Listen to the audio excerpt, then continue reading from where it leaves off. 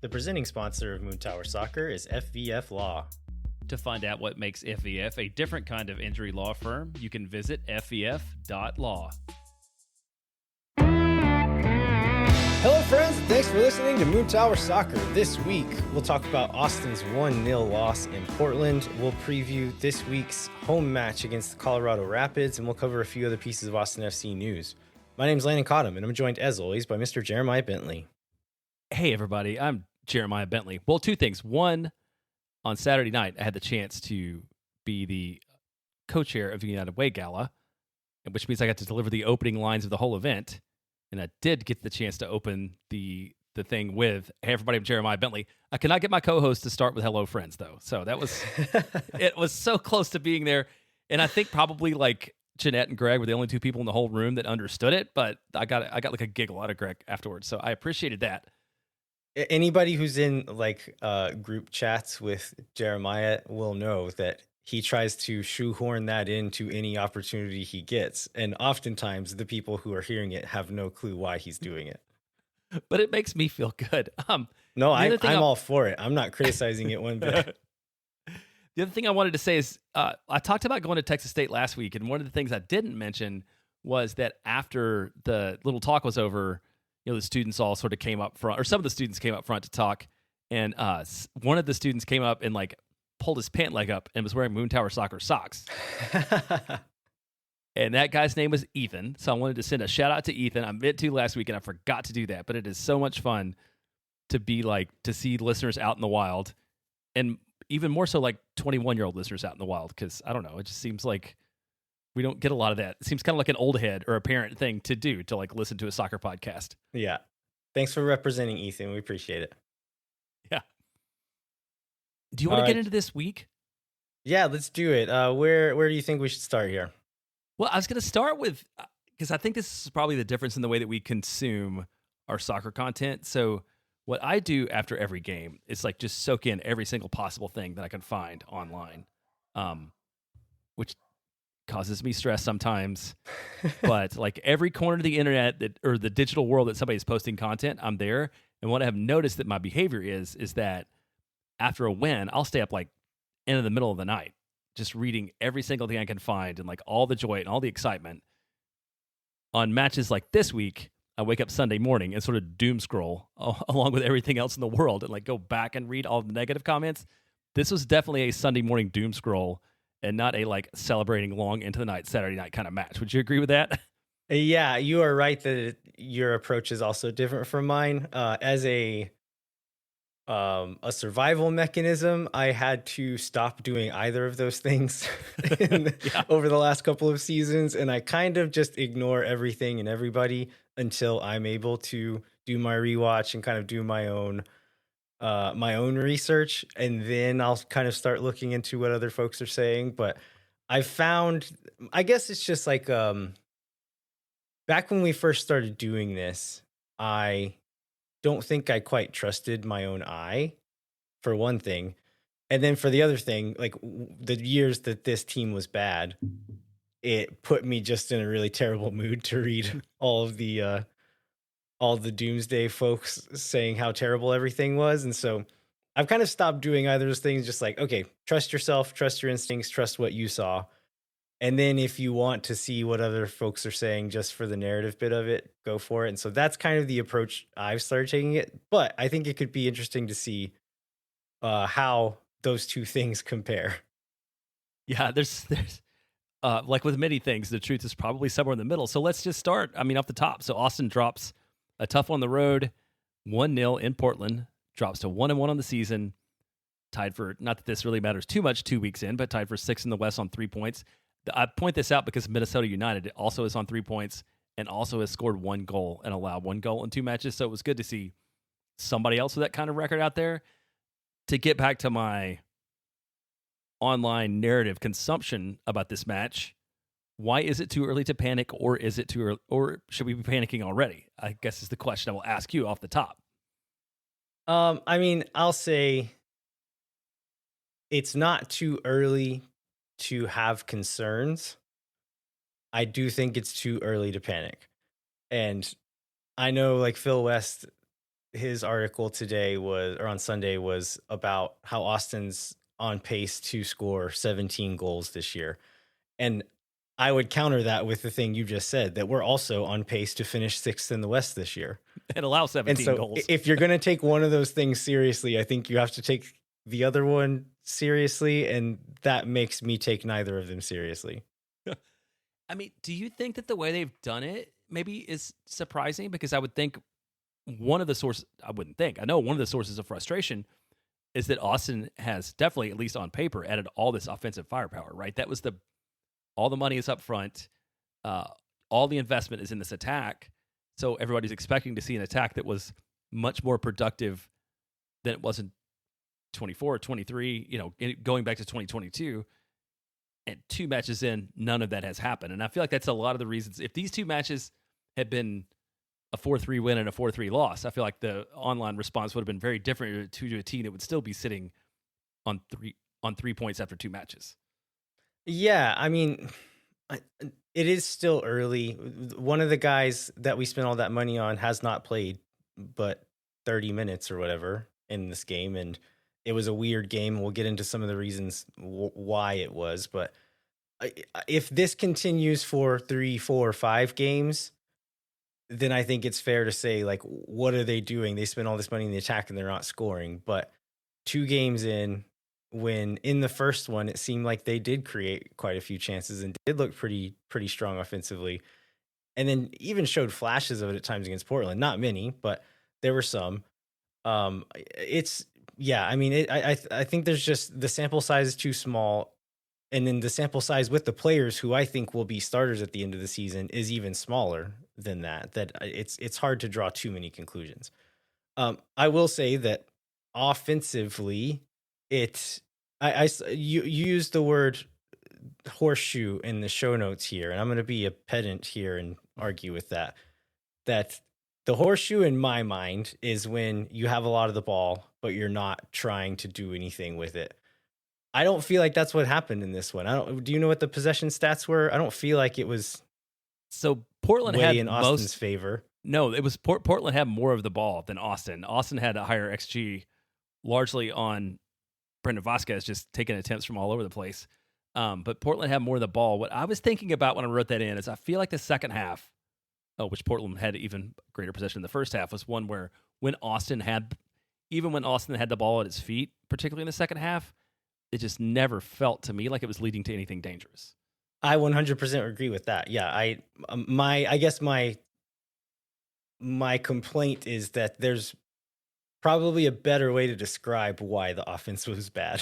And it wasn't horseshoe of sadness necessarily, but there's just like, yeah, a lot of times where passes were misplayed, and the players just need to be better in those moments. And then several passes that were not played, and that, like, there's situations where there's a player running in behind, or we have the defense scrambling and there's a player running in behind, and the pass either is misplayed or not played at all. And Portland played a really good game in regards of defensive transition, and they were not afraid to foul and play aggressively. And so not all of those chances were sure things, but in a game like this where you might not get a lot of those chances to open up their defense, you need to be brave in the moments where you do get those opportunities. And I think Austin too many times was not bold enough. And part of that, you could say, like, okay, we spent all this money on the front line. What did we talk about all preseason? Is that, do we have midfielders who can create those chances? There's several times where Danny Pereira and Owen Wolf had an opportunity to play a bold ball in behind and chose not to. Again, small sample size, but guys like Lucho Acosta live to play balls like that. And you can't help but think, if we did have a guy like that on the team, that more of those passes would have been made. Maybe some goals would have been scored. I think you could also say that a lot of the players who are on the team or have been on the team are not used to players making runs like that, because historically Austin players haven't done that. So maybe that's a gelling thing and kind of a chemistry thing that they'll get used to. But yeah, it didn't seem to me, as far as like what they were trying things that weren't coming off. And then when they did get into certain positions, they weren't trying the things that probably they should have. Just a lot of it's probably right, decision making is what it comes down to. I think one of the other stats in Phil's article that I thought was interesting is that all 4 of Austin's shots on goal came from outside the box, which is not normally a good sign, and I think that it proves itself in the outcome that night and the outcome on Saturday night. And then Osman Bukari had another puzzling game, so that sort of be the next thing I think we should maybe talk about. Like, and I went back and read the comments from Nico where he talked about, he watched all this film of watching him on the left and watching him on the right, and it made it seem to me like he was giving him a chance to play on the left, and maybe if the playing on the left doesn't work out, he's open to moving him back across. And I would almost be willing to say at this point in time, like, it is time to decide that experiment on the left does not work out and move him. But like, what's your take on how he's not been as effective as we expect that he would be so far in the early parts of this season? Yeah, I remember last week you asked something about like if we were happy with the decisions that Bukari made in the Kansas City game, and I said that I wasn't that worried about his decision making, that he kind of made the best of a really tough situation where a team was sitting really deep.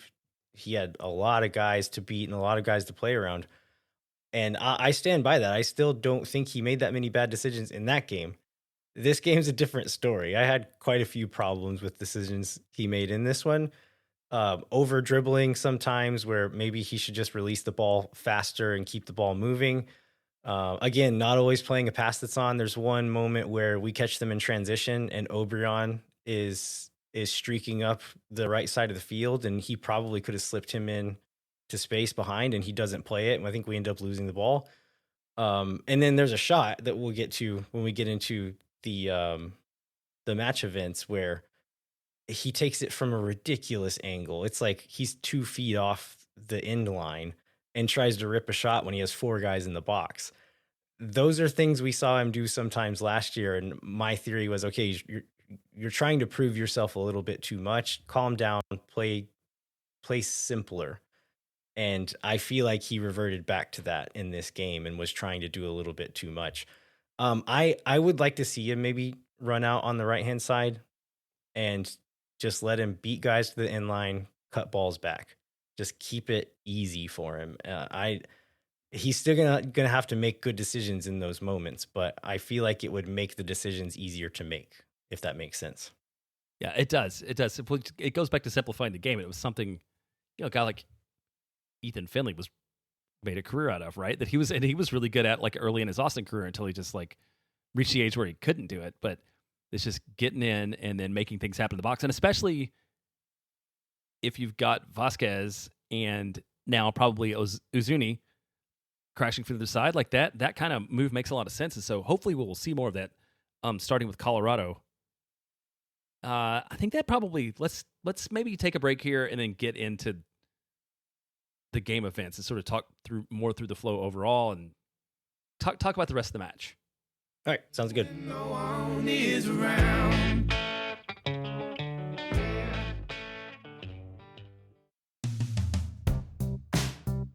Moon Tower Soccer is brought to you by our friends at FEF Law, the official injury lawyers of Austin FC. FEF is a different kind of personal injury law firm dedicated to community, transparency, and client education, and they have their own podcast called Summary Judgment. You can check that out wherever you get your podcasts. You can go to fef.law to find out what makes FEF a different kind of injury law firm and why understanding your legal options can dramatically change the outcome of a case. Once again, that's fef.law. Amplify Credit Union is a member-owned financial cooperative that served the needs of Central Texans for over 5 decades. As a credit union, Amplify has no shareholders or parent companies. That means more of your money stays in the community. Amplify has been the home of fee-free banking since 2022. Their free checking accounts come with 0 overdraft fees or minimum balances. That means Amplify's fee-free checking accounts help you get more mileage from your everyday spending. Amplify membership is open to any Texas resident. Learn to trust your bank again at Amplify Credit Union. To learn more and to register for free parking at the Amplify Esperanza branch on game day, go to www.goamplify.com/moontower-soccer.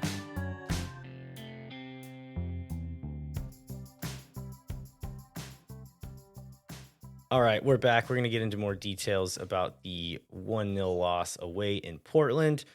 Jeremiah, let's start off with some of the pregame narratives leading into this one. Yeah, most of the ones that we heard were related to player availability. So Austin gets a clean injury report. Nico talks about everybody being available this week, very specifically mentioning that Uzuni is available and we'll see some action. And he does get in, 30-ish minutes afterwards. So he does that. Portland is missing, we forgot to say this last week, Austin FC legend Kamal Miller on a red card, which is the first time I think I've ever said his name without making that reference. But also a few dudes, other guys, particularly on the back line due to injury, which I think probably contributes to the way that Portland lines up and plays, sort of knowing that they're going to have to play pretty defensively. Other than that, not a lot of drama yet going on. So we get to Saturday. Lineup turns out pretty much exactly what we expected. It's the exact same 11 as the week before, right? Yeah, it was. So we get Stuver, Biru, Cascante, Heinzike, Dessler, Sanchez, Pereira, Wolf, Bukari, Obrian, and Vasquez. Again, on Flat Mob or wherever else you see the Vasquez and Wolf up top in a 4-4-2, which wasn't that even on the broadcast too that way? Or am I? This game they showed it a 4-3-3 on the broadcast. I think they showed a 4-4-2 on the broadcast last week, and then Joe Lowry has been saying that Austin changed to a 4-4-2 on every show and article that he's been in. I disagree with that, especially later in the game when I think we did switch to a true 4-4-2. So we can talk about that shape and kind of the differences when we get there. But for my money, this is still, and again, these numbers are never going to be 100% accurate, but for the way that Owen Wolf was playing and the spaces he's occupying more times than not, I would very confidently classify what he's doing as a midfield role, and therefore would say this is more of a 4-3-3. Yeah, and you can see that if you go to like Who Scored or one of the other websites that kind of tracks where the players are on the field and player movement. Like you can look at their heat maps and see that's not really where he's lined up, even if it shows up that way sometimes.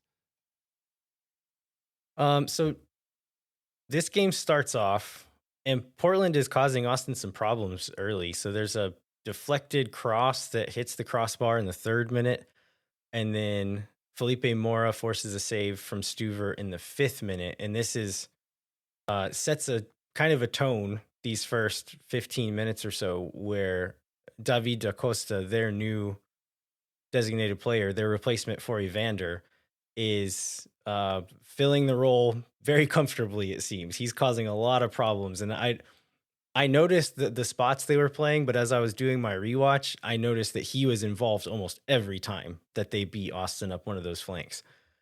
And so it took probably 15 minutes for Austin to kind of get into the groove of the game and finally get some chances. But there were some scary moments in those first 15 minutes of Portland just playing combination play up one side or the other and getting in behind Austin. That's never anything you want to see off the start. Luckily, Austin, the Stuver save was, it's a pretty good save. It comes into the narrative last week around sort of Brad maybe not seeing a lot of action. So he faces 7 total shots on the night. I think only 2 of them would be, is that right? Only 2 shots on target. So this one save and then the one that goes in at the end, I think are the only 2 shots on target that he faces on the night. Austin does find a little bit of the game, sort of 20-ish minutes in.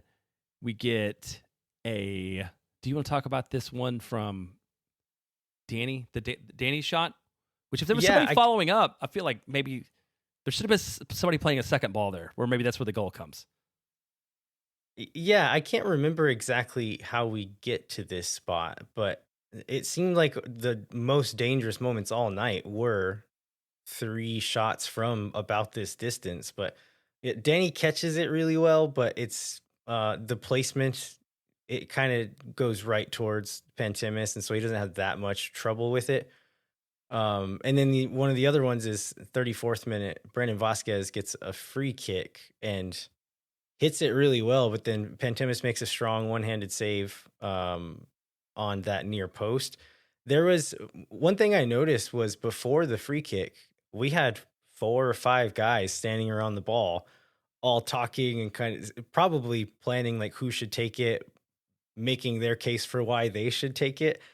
That was kind of refreshing for me to see, given that in our history, we've kind of only ever had one guy who even wanted to take it.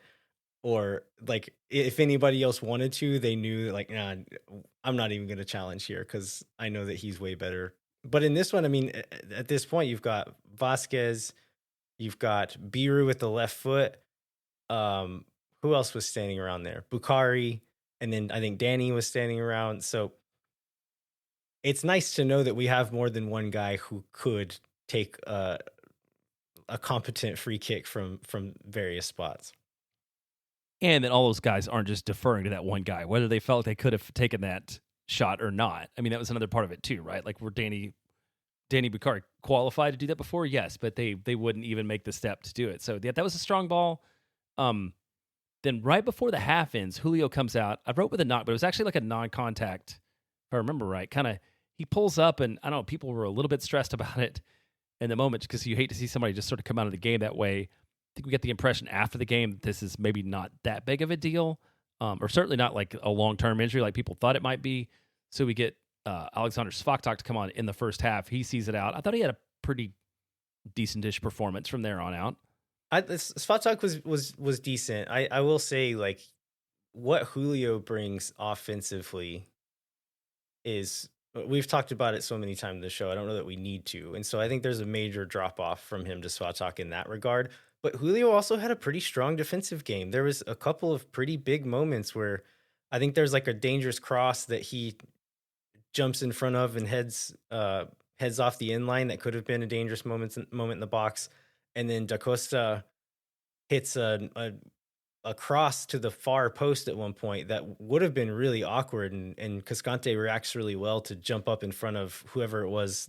I don't remember what Portland player it was on the back post, but gets in their way and kind of bounces it back off of that player for Austin to get a goal kick. So I thought he was quite good on both sides of the ball coming out. So Svatak comes in, and then we didn't mention this in the lineup part, but Leo Väisänen with Uzuni now in the match day 20. Leo Väisänen didn't make the match day 20. He was the one to get dropped, which is, I don't, maybe a little bit surprising. Maybe I shouldn't be that surprised given just like where you want numbers generally, but I kind of assumed maybe Fodre or Dubersarski would be the ones to get dropped once Uzuni was available, but it was Väisänen.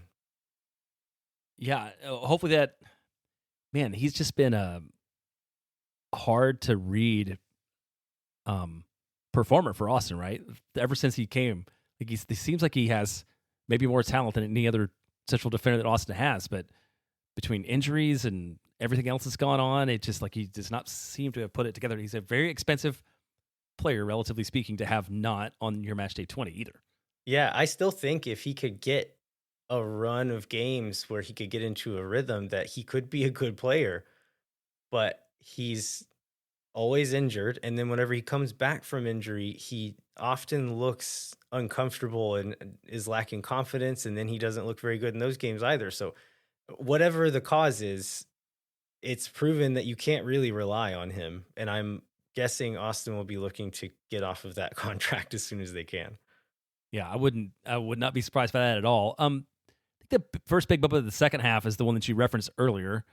This is the Osman Bukari shot. I do remember this one because I feel like this is something that I try to do in FIFA all the time, that it's like never a good idea in the real world. And I feel like that proved itself to not be a good idea in the real world in the moment. So walk us through this choice, because I feel like this is like an illustration of how the night went for Bukari particularly, but kind of the attack as a whole. Yeah, well, it starts off with one of the more promising moments of the night for the offense. And there were a few moments like this where we would break a line, we would get Portland's defense scrambling, and we would play some type of 1-2 combination. Something would happen, and it would look good for a second, and then we weren't able to finish it off. And so in this one, Ilie plays vertically to Vasquez's feet. He plays a one-touch pass to Obrian, who continues running up the field. And he has Dessler streaking up the right-hand side. And so Obrian plays Dessler into space around the edge of the 18. Dessler hits a cross towards the back post, and he It's a had little wide, right? he had Vasquez running up the middle, and if he was trying for him, he'd way overcooked it. But he may have just been trying to place it at the back post, thinking, okay, somebody will definitely be running there. And so whatever it was, there was nobody where he played the ball. And so it goes to the far side. Bukari's able to recover it. And so he squares up to play the ball. He's got 4 guys in the box, but decides to shoot again from a ridiculously acute angle, and it skies it over the crossbar. Keeper doesn't even need to try to touch it really. I really didn't like that decision, and I again just like do the simple thing. Don't try too hard. You've got 4 guys in the box. You don't have the angle to shoot. Just cross it into the mixer. Yeah, hope something good happens. Well, it's anything that's going to happen, it's going to be probably going to be better than that. So shortly after that, we get Uzuni and Sabovic come in for who goes out at that point? Obrian and Ilie. Yeah. And so we referenced this a bit ago. I think Austin legitimately switches to a 4-4-2 when this happens. So you get Uzuni and Vasquez up top. Owen shifts over to like the wide left midfielder / winger. Bukari is on the right. And then you have Sabovic and Pereira as the central midfielders. At this point, they aren't keeping a lot of the ball. When they do get it, they're trying to play vertically, and they try to get Bukari in with like a diagonal up the flank a couple of times. And then Uzuni and Vasquez were doing that thing that we saw in some of the preseason games where you had 2 up top. One of them would drop in and almost act as the attacking midfielder. But the whole game, Portland was really taking away the middle of the field. They surely watched film on Owen Wolf just tearing Kansas City apart, dropping into those spaces. And so they did not let Austin's midfielders get on the ball in those spaces at all. And so they were having to play through the wide spaces. And so they were trying to drop one of the strikers into those spots, but very rarely found them. And so it ended up being kind of like hopeful vertical balls that oftentimes didn't really pan out to anything. Or hopeless vertical balls. I think you could probably leave it that way too. I think there's maybe a bit of part of the strategy here was keeping a bit more of a conservative shape where you have the 4 defenders and the 2 central midfielders not pushing very high, and then you can let that front 4 more or less try to play in the attack without giving up a potential counterattack. I get the logic, but what we saw in the field was not very promising in these 20 minutes or so that Austin was in that formation. And you heard Estevez say after the game, like, I'll take full responsibility for this. We made a change that wasn't the change that we kind of prepared for. I'm guessing he's referring to this one. And they just didn't really look that good either defensively or offensively when they were in this 4-4-2 look.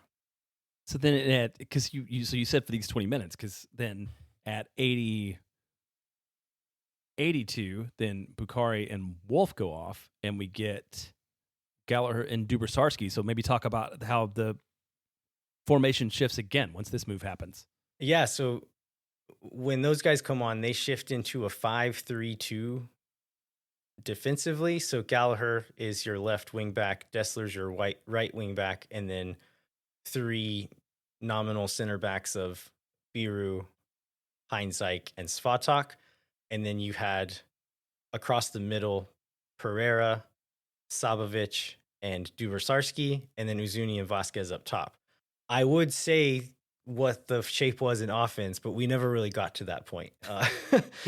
What I will say is like this, having that extra player in the back line really took away what Portland was trying to do offensively. They're playing those combinations up the side, and after 15 minutes or so in the first half, Austin realized what they were trying to do, but knowing what David Da Costa is going to do and stopping him are 2 different things.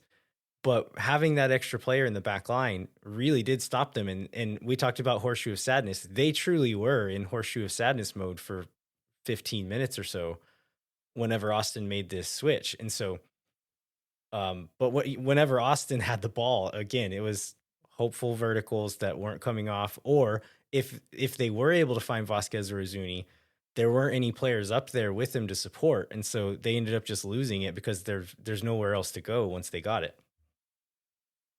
Yeah, you talked about that horseshoe on that end. That's the way the momentum chart looks, right? Like Portland's got a lot of momentum, not a lot of shots, and it seems like that this game is headed for a 0-0 draw on the road in Portland. Which, I mean, it's not the worst result in the world, right? I mean, if they at that point, like, it's 4 points for 2 matches, win at home, tie on the road, like that's kind of what you would hope for going into the season to come back home for another match.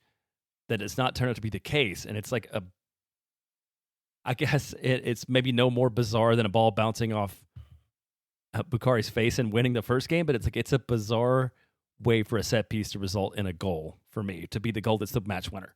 Yeah, I kept saying, I watched this game with a couple of friends, and I just kept saying the word I kept using for this result was annoying. And on my rewatch, I find it even more annoying for the reasons I'll spell out here. But what finally broke Portland's horseshoe of sadness was one of the center backs got the ball at the back.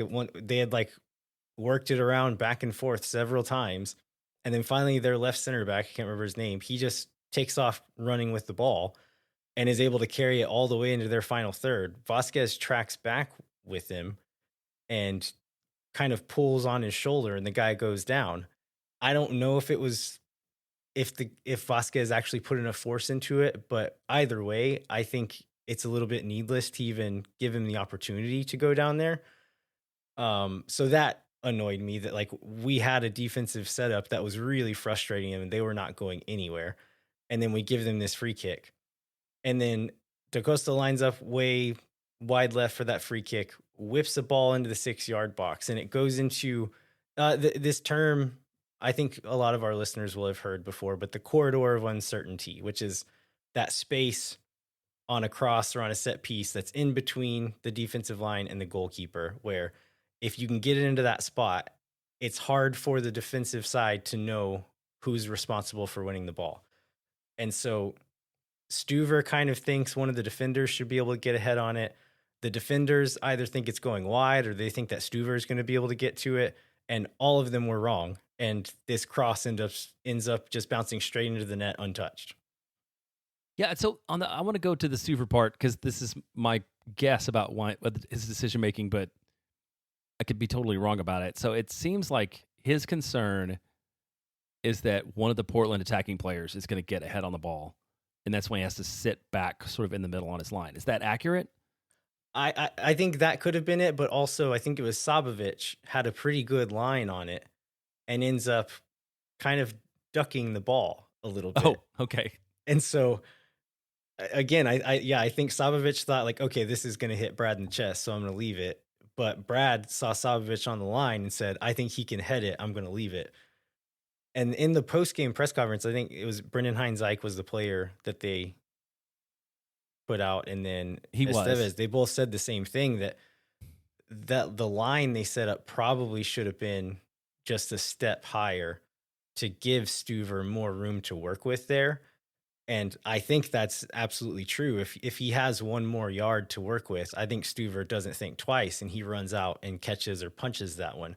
But because it was so tight, like in hindsight, I think you can say, yeah, Stuver should have come out and at least tried to punch that away. And at the very least, maybe he draws a foul or something. But the way that ball was played, it was a really good ball in a really dangerous area. And yeah, just every small decision. It's hard to say like this was the decision that it was. It was all the decisions stacked up that led to what happened. And so I talked about being frustrating because the foul and that Portland looked like they weren't going to score. But also Portland, it feels like Portland has beat us or taken points away from us in very similar fashion many, many times. And I was looking back at just like box scores. We've played the Timbers 10 times. Portland has won 6 of them. And I think like 3 or 4 of them have come down to set piece goals, including several center backs scoring on set pieces against us. Yeah, it is I was just thinking through that. It seemed like a very predictable, annoying way for it to finish. Yeah, and so what hindsight says in his comments were, I think everybody felt after the game, from the way the game went, undeserving for Portland to win. Felt like we were the better team in control. I don't know if I necessarily agree with that, but he seemed equal as annoyed as you were by the way it went. So there's not a lot that goes on after that. There are two set pieces that are Austin's last couple of chances. And so One was a decent Savovich, chance, though, right? Sorry, the Sabovich one was a decent chance, wasn't it? yeah, it was a good spot. He takes a shot, and it wasn't too far off, but all of his teammates acted really annoyed that he didn't cross it. And given the distance, it was closer than the Vasquez one, which means it was going to be harder to get around the wall. And it was. He ends up hitting it high. I feel like maybe he should have used the cross because they had numbers forward. You've got some big dudes in the box. Try to put it on one of their heads. And then the very last opportunity Austin gets is a Pereira corner that he just whips into the mixer with a bunch of numbers forward. And it's kind of bouncing around the 6-yard box and could have ended up being something, but Portland's able to get it out. And then the whistle blows not long after that. And I bring that up to talk about Austin's set pieces in this game. So we get the shots. Those are some encouraging things to take away from those types of set pieces. But then on the corners, the first 2 or 3 that Austin gets, Owen tries to hit it short and nothing comes of it. And I think he got a lot of criticism last year for his corners. I think unfairly, because they are aiming at someone running short to the near side. And so they're essentially trying to flick it off of their head back into the crowd behind them and catch the defenders off guard. And so when it comes off, it looks like he just took a really terrible corner. It's a really difficult target to hit. So I don't think you can fully blame Owen. But like, how often are they pulling this off in training that they feel that confident to do it in a Yeah. game? That's my, like, I don't blame Owen for not doing it perfectly because it's really hard, but maybe don't ask him to do it. Maybe give him something else to do. Yeah, We Yeah, saw agreed. how dangerous the balls that he played against Kansas City. He was just whipping them in, and he plays a good cross. Like, he's good at that. And then we see this Danny Pereira corner at the very end. That's one of Austin's most dangerous moments in the second half. He just whips it into numbers, and we'll see what happens. I'd much like, just given the skill sets that we have, the size we have on the team, I'd rather him just keep it simple, just whip it in, let a big guy get on it. And Yeah, we then have also plenty of this DaCosta showed the chaos that a well played ball into that area can cause for a team. So yeah, play the percentages here. Well, let's go on to a few player notes. I have a couple specifically. I actually touched on this earlier, but like Brendan Vasquez has a lot of Austin's X goal with 4 shots. He's still not quite connecting, and maybe this is just a familiarity thing, and I think it may even get more complicated when Uzuni is effectively playing a second forward about everybody knowing their space. Like, I'm still very hopeful about the things he can do, and like the fact that we have a number 9 who can, get a ball to his foot and dribble is something we've never had before, right? He can actually play the ball at his feet a little. So it feels like there's a ton of potential there, but I mean, there's the foul. Like, it just hasn't clicked yet for him. I still don't feel like I don't place a lot of this blame on him. I'll criticize him for the foul, but offensively, we just need to get him the ball more. And there's nothing he can do about that, right? Like, it's got to be the guys around him supporting him better. And when he is, you could say that about a lot of strikers on a lot of teams, but especially this striker on this team, he is very clearly one of our best players. You have to try to get him more opportunities. I think it's very fair. And then one of the other notes I wanted to make, this ties into something you talked about a little bit earlier, I think, where Austin does not have a lot of width. And this is when Gary Biederud, just kept wanting to be inside. And, I don't know. Is this something we worry about long term, that Austin does not seem to have a lot of players that want to provide a lot of width? The one time that Mikkel Dessler does, when he bombs down the right side on the wide side, that turns out to be one of Austin's most threatening attacks. But it feels like this team is playing very narrow right now. I'm fine with, I think playing internally lends itself to Biru's skill set. So I don't have a problem with that part of it in isolation. But if you know he's going to do that, I think you need someone to keep that width and someone to just essentially know your roles, know where you are in relation to the other players. And Bukari wants to come inside when he's on that side. And then they were taking away a lot of the middle as well, where Owen was able to find spots there. Bukari or Beery was able to find spots there against Kansas City. That space just wasn't available in this game. And so it kind of muddied things up and just made things not flow like they were the week before. So I think you're right. Like they need to find the balance and find the pieces that fit together well. And it's early again. This is what these games are for. I asked Estevez last week at the midweek media availability about playing Bukari on that side, and he didn't outright say this, but I was trying to read between the lines, and I could be wrong. But what I took from it was, it's early. We have the opportunity to try some stuff. I'm going to try it now. And so before Uzuni's here, we know that Obrion's more comfortable on the right. So I want to see if Bukari can do it on the left-hand side. And so I'm going to try it now, but maybe that's not what we'll always do. Again, I could be wrong, but that's how I understood what he was not saying. Yeah, gotcha. But I'm fine with that. Try stuff now because the season is long. We still have players working in. But at a certain point, like, let's keep it simple. Let's throw Bukari on the right. Let's put Uzuni on the left, and let's have just put guys into areas where it makes sense, and then let them play soccer. Well, I think beyond sort of those two that I had, if you look at like whatever your favorite website is for player ratings, a lot of guys, a lot of mediocre ratings. Nobody on FotMob is green. Nobody's red, right? Like it's a lot of very average games. I think, what do you think the big difference was between what we saw from Ilie last week against Kansas City and what we saw this week? And maybe is it the same as what we saw with Owen, where they just like saw film and decided to take away what those two were doing, or is there something else going on there? I think that's a lot of it. If you look at touches, Ilie's like 6th or 7th in total touches on the team, and I'm guessing against Kansas City he was 1st or 2nd, something like that. I don't know the actual numbers, but just based on eye test and memory, I'm guessing he touched the ball quite a bit.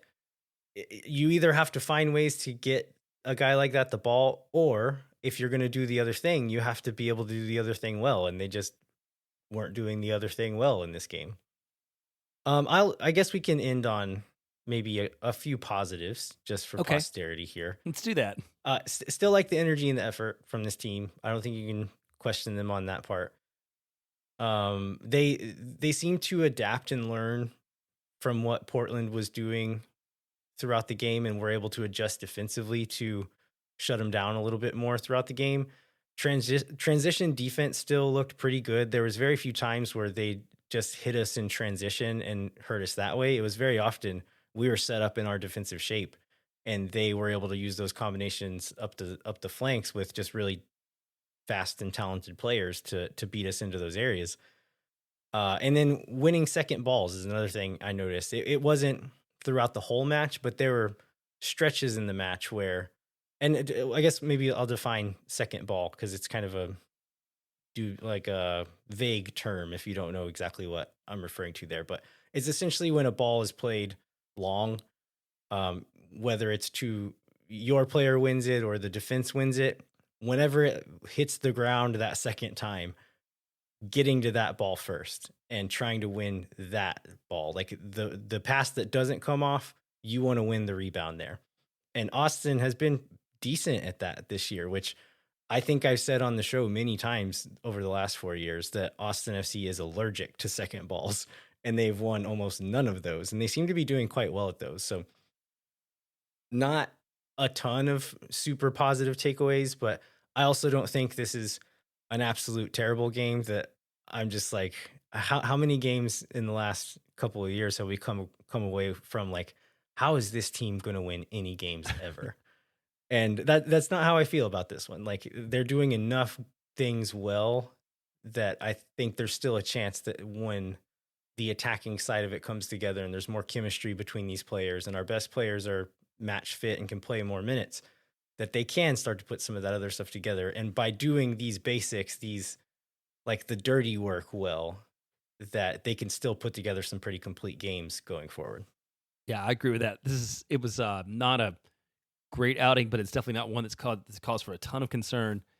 And I really think that more than like any other year, it just feels like this is one that people are gonna have to be patient for, and it's one that MLS allows a club to be able to do. Right, is you can kind of tread water for the first half or more of this season, and as long as you're hot at the end when it matters, and especially it feels like in this Western Conference where it feels like there's a whole bunch of average teams and maybe not many terrible teams, but also not very many good teams.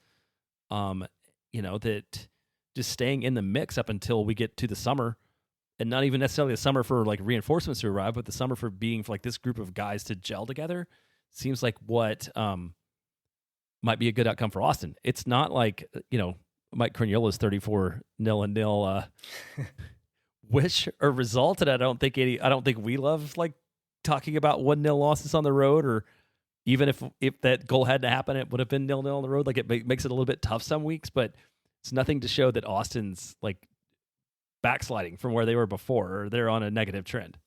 And I think there's a good chance it happens before the summer too.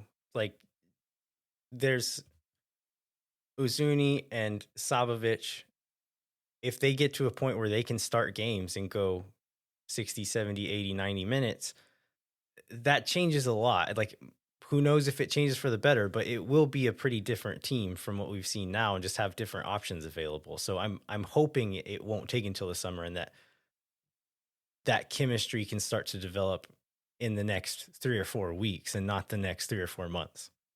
All right, let's go for that. I'm on board with that happening too.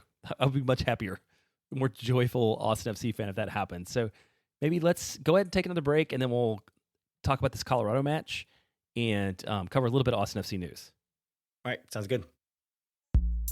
Moon Tower Soccer is brought to you by Sage Wilson Realty. The Sage Wilson team is made up of Austin experts who are client-focused and have over 30 years of combined real estate experience. Our friends at Sage Wilson Realty are giving away 2 tickets to an upcoming match. You can fill out the form in the show notes for your chance to win. If you or someone you know are in need of Sage real estate advice in Austin, talk to our friends at Sage Wilson Realty. Be sure to check them out online at sagewilson.com. Our premier sponsor is McGuire Woods Consulting, helping clients in the public affairs space from lobbying at the local, statewide, and federal levels to digital and communications campaigns across the country. McGuire Woods Consulting has offices in Tinamala cities and is proud to support Moon Tower Soccer and Austin FC's march to the playoffs. Contact our friends at McGuire Woods Consulting at mwcllc.com for more information.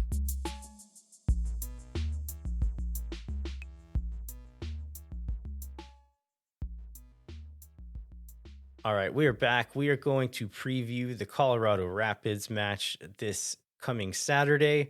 But first, this is kind of the only piece of Austin FC news we could find, and it's not actually Austin FC news, but Austin FC 2 news. But the season kind of snuck up on us, and they have a game this Friday. They do. So I think we got the hint of this from the Austin FC2 signed Adrian Gonzalez. There's a press release come out this week from Columbus Crew 2. So we're kind of looking into that. And yes, the Austin FC2 kicks off their season at Palmer Field on Friday night at 5:30 p.m. against Colorado. So I guess if you want to go, skip out of work early.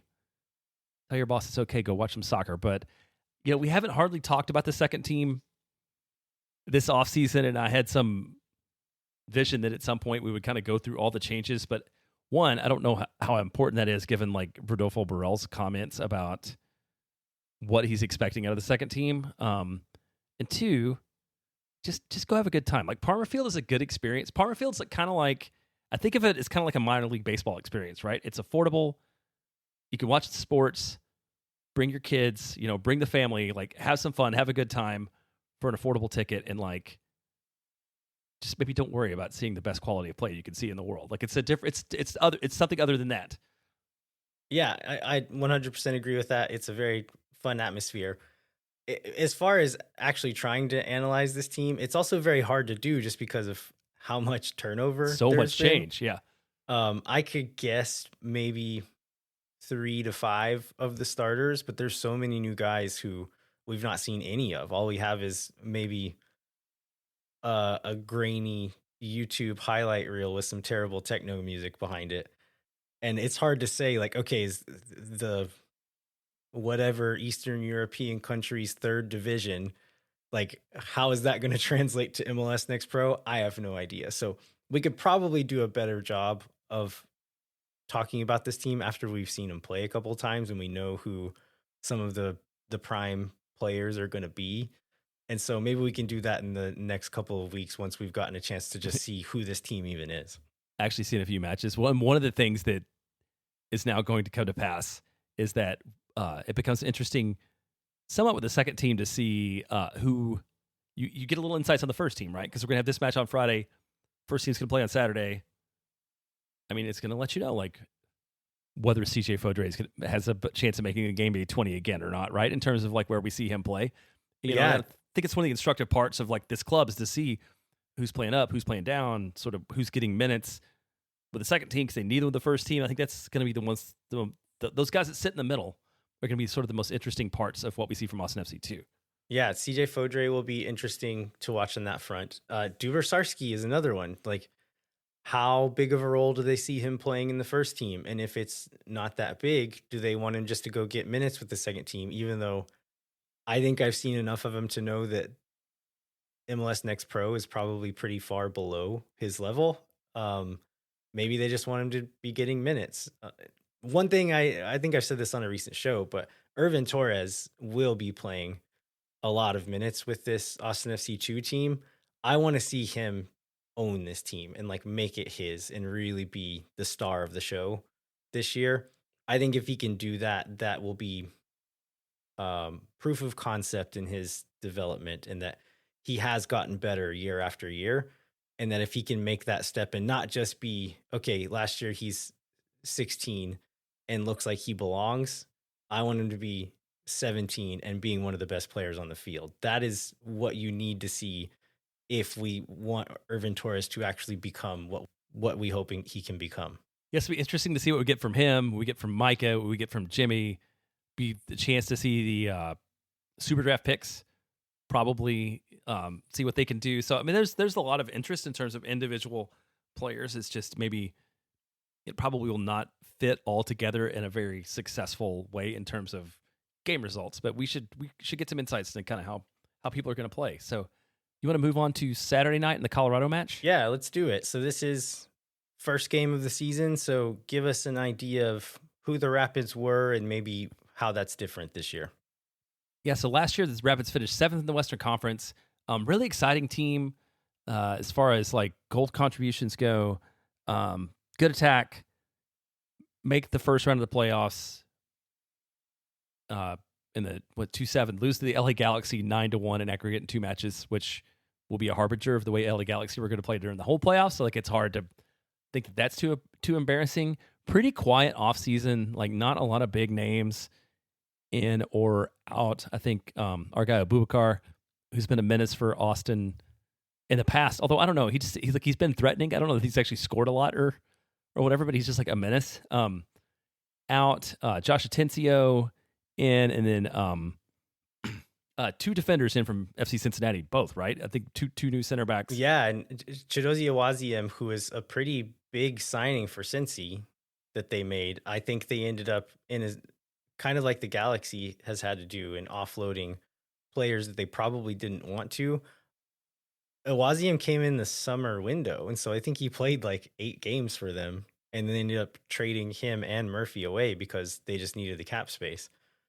So I think those are probably 2 of the biggest incoming signings because of how much work they did last year. Yeah, they fundamentally overhauled their roster last season. And so a lot of after finishing 7th, a lot of the folks who think that Colorado has the potential to be better this year, it's more of David Goss talked about them being a Goss theorem team, and the fact that like basically the whole team is in their second year in the league now. So maybe they'll be improved, but it's definitely not because there was like a whole bunch of big names in or out. I think generally, for whatever it is, the national media not too super excited about how they're going to finish. Most of the teams had them sort of in this big messy middle. Most pundits predicting them to finish outside the playoffs. I mean, you can put whatever stock in that you want.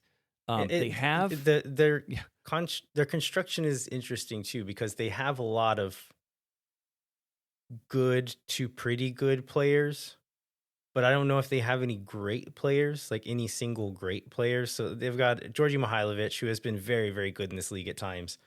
Left the league and came back. Rafa Navarro has been a very good striker at times in his time in MLS. And then they've got Reggie Cannon, Keegan Sam Rosenberry, Vines. Sam There's Vines, just like a bunch of names. Yeah. that are all like it's like American guys who tried to go abroad, didn't quite pan out, and they came back. And the Rapids has just been like signing those guys like crazy over the last few years. Zach Steffen being Right. maybe the biggest name out of all those, and a couple Bassetts. So yeah, like you see this roster, you're like, I know who all these dudes are, but they don't like seem to fit together in that in a way that leads them to have a lot of success. So in their most recent game, they drew in Dallas 3-3. Watching highlights of that game, I mean, on paper, their back line looks really, really solid, but they did not look that way in this game against Dallas. They've been playing CONCACAF Champions Cup, so they have played 4 matches in the time that Austin has played 2. And so maybe you can chalk it up to them just being really tired. And they haven't given up that many goals in their other games either. So it's hard to say what we're going to see from this Rapids team. They do have the talent to be able to beat you if you give them the opportunities. I'm hoping Austin can continue to be fairly stingy defensively, and then maybe put together a bit more in the attacking third, figure out some of those problems. And at the very least, if they're still not going to score a ton of goals, hopefully they can continue to not give up very many goals in the meantime. Well, so I think the big question that I have for you, that I think everybody will have in their minds, and I don't know that we really will know the answer to this, is this Mircea Uzuni's first start this week? Is he ready? I would bet no, just because of the timing of it. Just the way that this normally works is you want a guy to get 15 and then 30 and then 45 and then maybe you do 60. He did 30, which is ahead of where maybe I thought he was going to be for his first appearance. So maybe he can. I would say probably Savovic would be available to start in this one. He has kind of seen that progression and played more and more minutes each time. So maybe we see Savovic with the start. I would be surprised to see Uzuni start in this one. Maybe we see him at half or another 30 again in this one, but a start still feels maybe a bridge too far as far as where he is in his fitness progression. And then if we see Savovic, who are you sending to the bench? It depends on the shape, but just based on the roles that they're playing, if it's between Owen and Danny, I'm taking Danny off and putting Savovic there. But maybe you take Ilie off, but Ilie was a bit more invisible in this game. But again, I don't think it's his fault. He wasn't bad. They just kind of marked him out of the game. And so I do think he's still one of our best midfielders. I think Savovic is probably one of our best midfielders. And given the role that he plays, I think Danny makes the most sense to be the one benched. Yeah, and I also think this one is this is one of those where like Estevez sort of can make his mark on the team, right? Because like you have to think that part of his evaluation process is what lineup is going to let them have the best possible. How are you going to beat Colorado, right? Like, Yeah. How is Colorado going to play?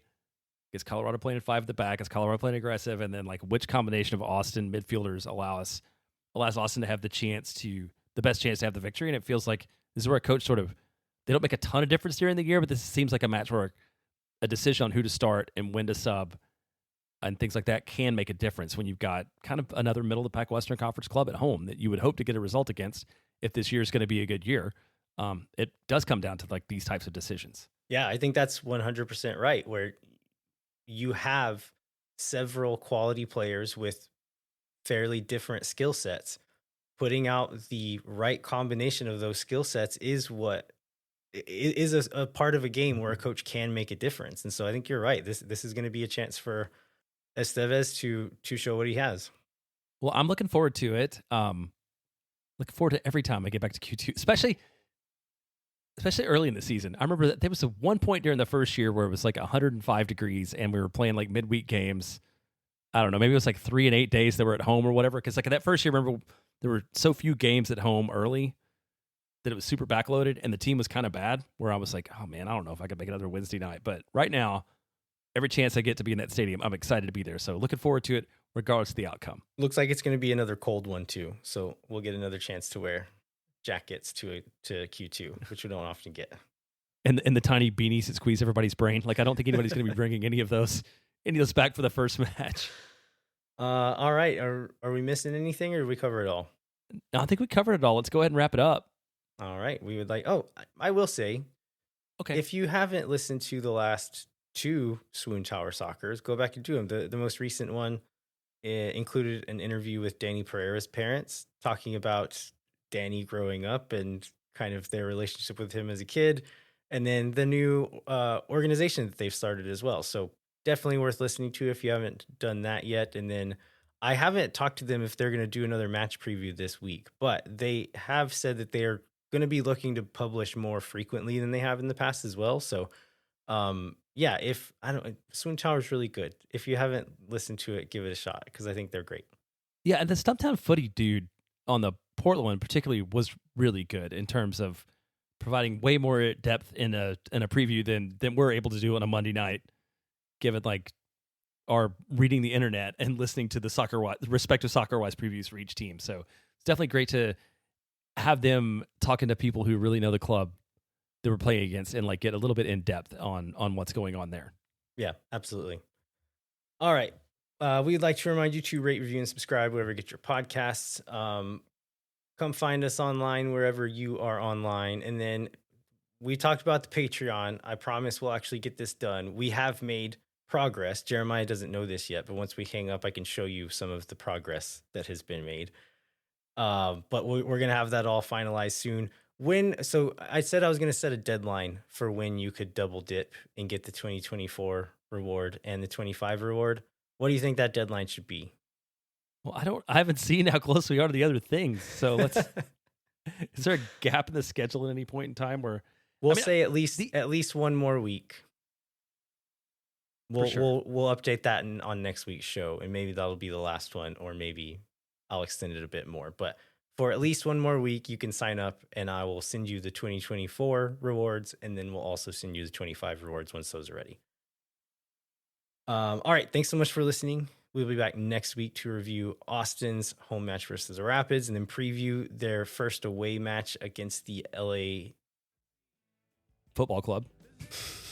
The LA Football Club, and then cover any other Austin FC news that breaks between now and then. Until then, I'm Landon Cottom. Jeremiah Bentley. We'll catch you next time. When no one is around.